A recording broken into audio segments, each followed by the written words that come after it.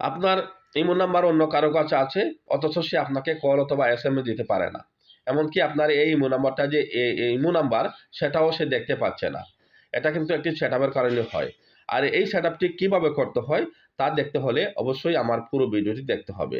আর ভিডিওটি যদি ভালো লাগে তাহলে পরবর্তী আরও এমন ইন্টারেস্টিং ভিডিও পেতে অবশ্যই আমার পেজটি ফলো এবং শেয়ার করবেন এবং আমার ইউটিউব চ্যানেলটি সাবস্ক্রাইব করে দেবেন। তাহলে দেখা যাক কিভাবে ভিডিওটি করতে হয়, দেখি চলেন। এই কাজটি করতে আমাদের প্রথমে যা করতে হবে তা হলো, প্রথমে আমরা ইমোতে যাব। ইমোতে যাওয়ার পরে উপরে বাম সাইডে প্রোফাইল লোগোর মধ্যে ক্লিক করতে হবে। আমরা প্রোফাইল লোগোর মধ্যে ক্লিক করব।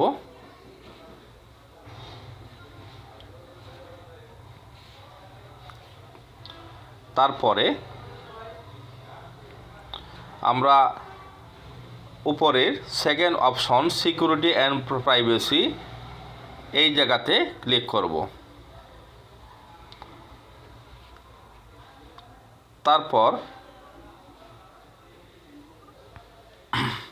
তারপর নিচে মেথড অ্যান্ড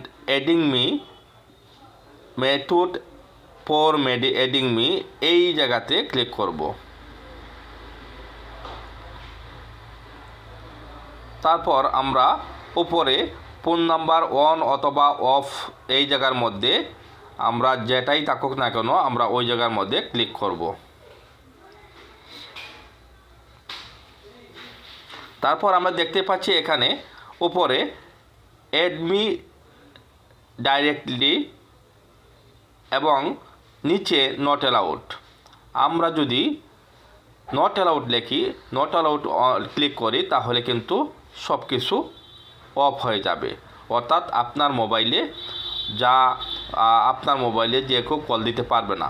ইচ্ছা করলে আপনি এই নট অ্যালাউড এই অপশনটি ক্লিক করতে পারেন, তাহলে আপনার মোবাইলে কেউ আর কোনো কল করতে পারবে না, কোনো এসএমএস করতে পারবে না। আপনি চাইলে এই কাজটি করতে পারেন। ভিডিওটি দেখার জন্য অসংখ্য ধন্যবাদ।